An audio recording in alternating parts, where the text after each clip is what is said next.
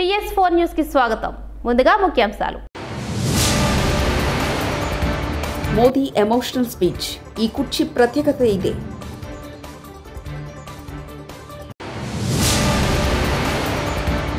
రండి కలిసికట్టుగా ముందుకు సాగుదాం. సీఎం రేవంత్.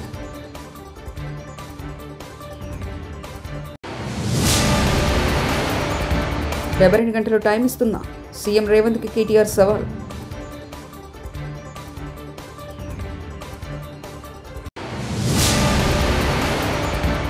పవన్, నీదే tent house party.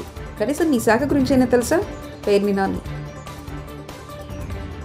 Trinidad and Tobago పర్యటనలో ఉన్న భారత ప్రధాని నరేంద్ర మోదీ ఎమోషనల్ అయ్యారు. అక్కడి పార్లమెంటుకు హాజరైన మోదీ ఇరు దేశాల మధ్య అనుబంధం గురించి మాట్లాడుతూ భావోద్వేగానికి లోనయ్యారు. ట్రినిడాడ్ అండ్ టొబాగోతో భారత్కున్న అనుబంధం, చారిత్రాత్మక సంబంధాల గురించి ప్రత్యేకంగా మాట్లాడారు. ప్రసంగం మధ్యలో స్పీకర్ చైర్ గురించి ప్రస్తావించారు మోదీ. దీని చెక్కతో చేసిన చాదన కుర్చీలా చూడొద్దని, ఇది భారత్, ట్రినిడాడ్ అండ్ టొబాగో మధ్య ఉన్న స్నేహం, నమ్మకం, దృఢమైన ప్రజాస్వామ్య బంధానికి నిదర్శనమని తెలిపారు. ప్రధాని ప్రస్తావనతో అసలు ఈ కుర్చీకున్న చరిత్ర ఏంటో కనుక్కునేందుకు చాలామంది ఆసక్తి చూపిస్తున్నారు. మరి చైర్ హిస్టరీ ఏంటో ఇప్పుడు చూద్దాం.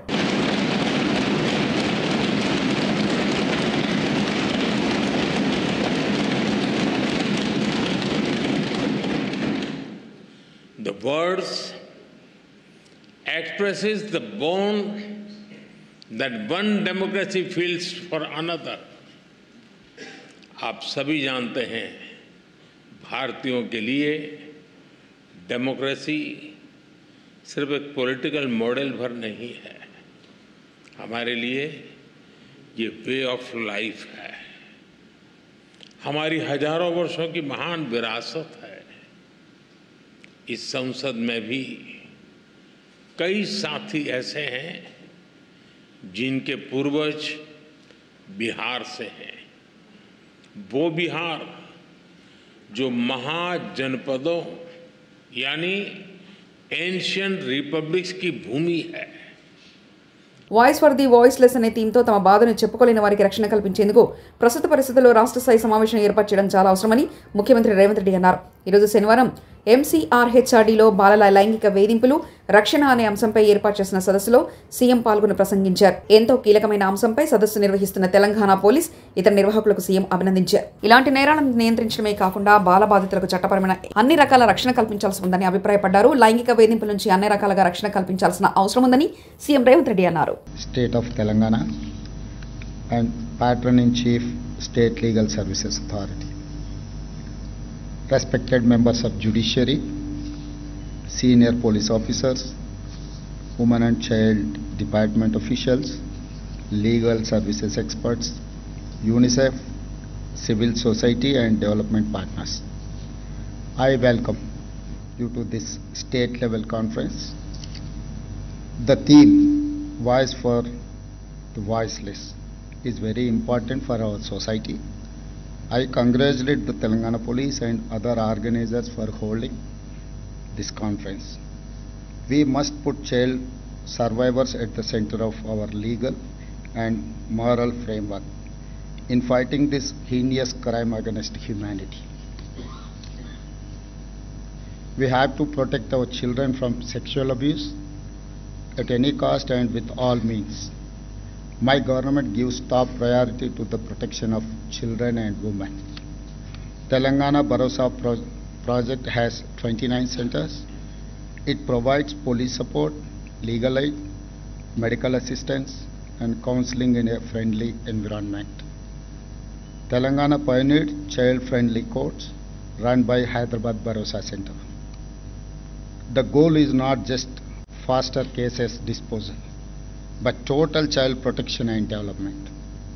POCSO Act and Juvenile Justice Act are highly progressive instruments in our legal framework, but they come with problems.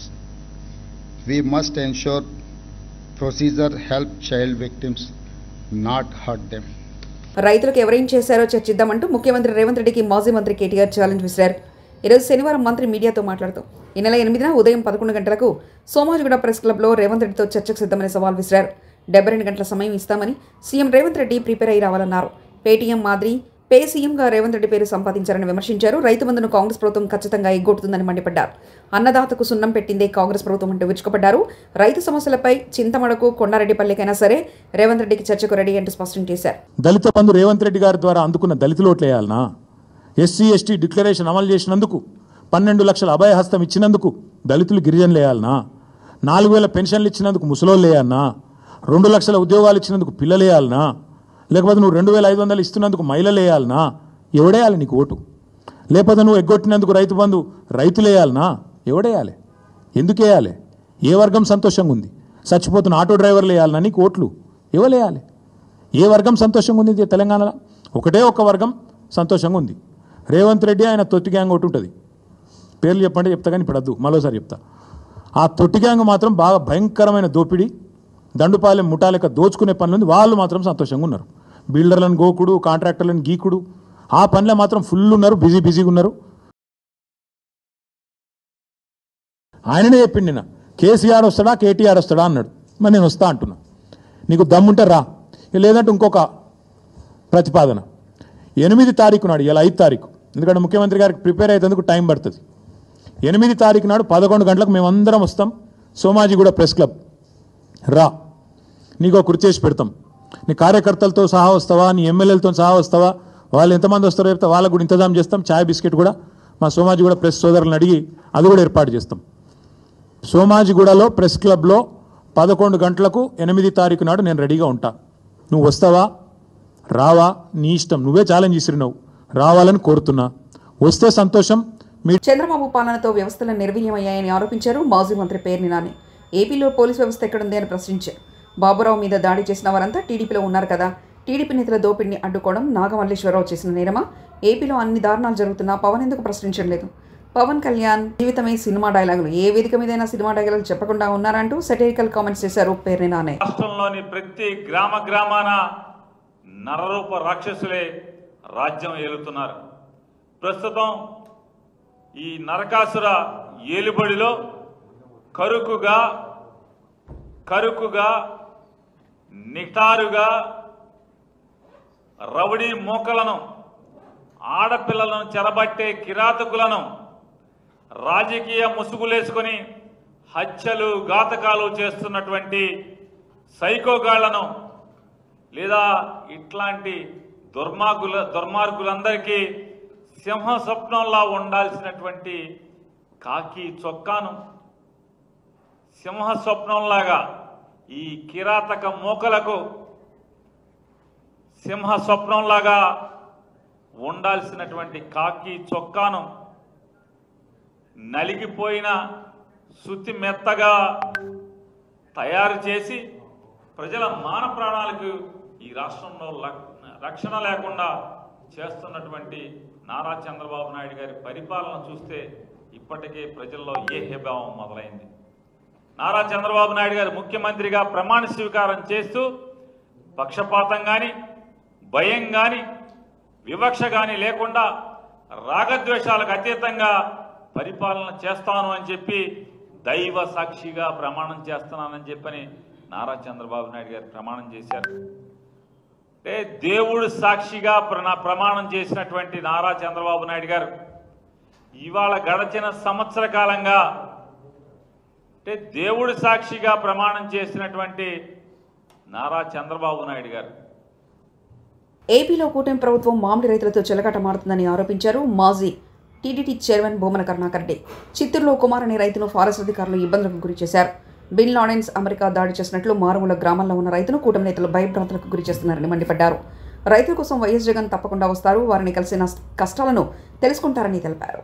మీరు ఎన్ని ఆటంకాలు కలిగించినా జగన్మోహన్ రెడ్డి గారు రావటం తథ్యం. అలాగే జగన్మోహన్ రెడ్డి గారి ప్రోగ్రాం క్యాన్సిల్ అయ్యిందని కూడా తెలుగుదేశం పార్టీకి, జనసేన పార్టీకి సంబంధించిన వాళ్ళు ప్రచారం కూడా పెట్టారు. జగన్మోహన్ రెడ్డి గారి పర్యటన వాయిదా పడలేదు, రద్దు కాలేదు.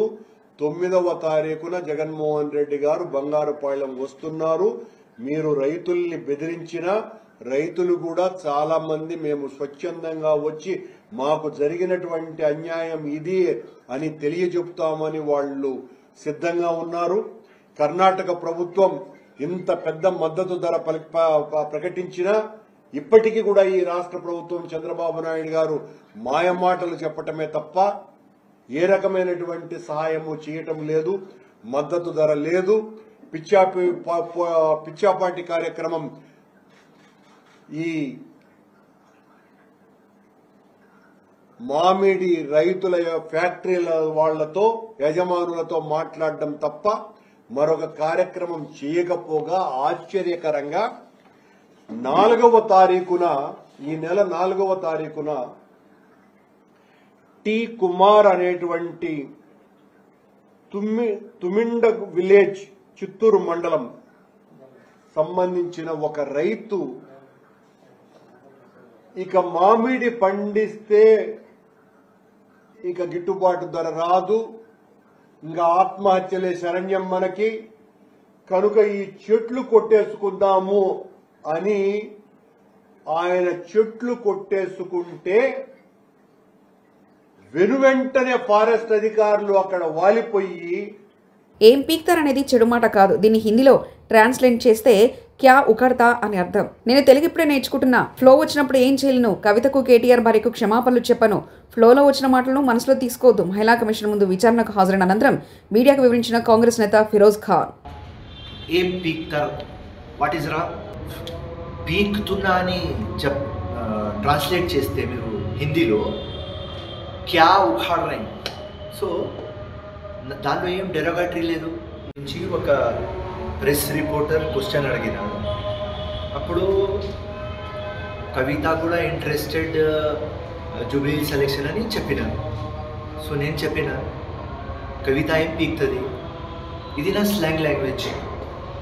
సో తెలుగు ఇప్పుడు నేను నేర్చుకుంటున్నా అండ్ అది ఫ్లోలో వచ్చేసింది.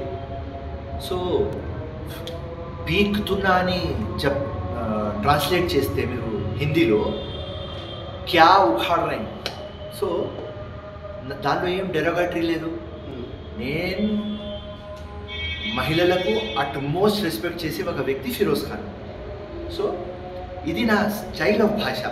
నేను ఇప్పుడు మాట్లాడేటప్పుడు సోనియా గాంధీ, ప్రియాంక గాంధీ, రాహుల్ గాంధీ, రేవంత్ రెడ్డి ఇట్లనే చెప్పేస్తా.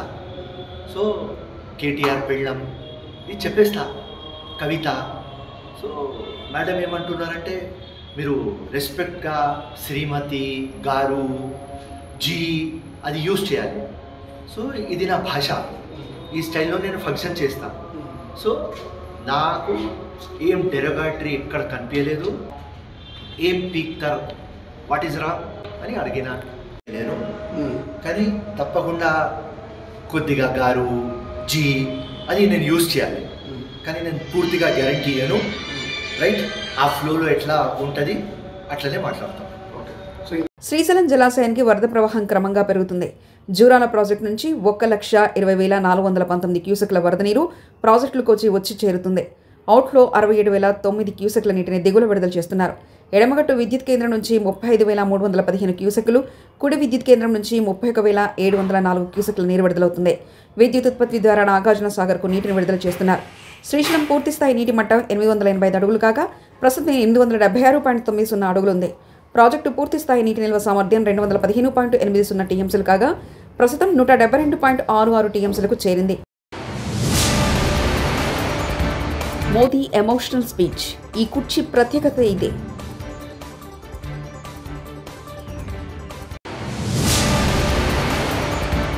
రండి కలిసికట్టుగా ముందుకు సాగుదాం.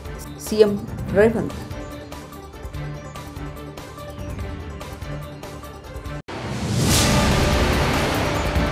ఫిబ్రవరి 2 గంటలు టైం ఇస్తున్నా. సీఎం రేవంత్కి కేటీఆర్ సవాల్.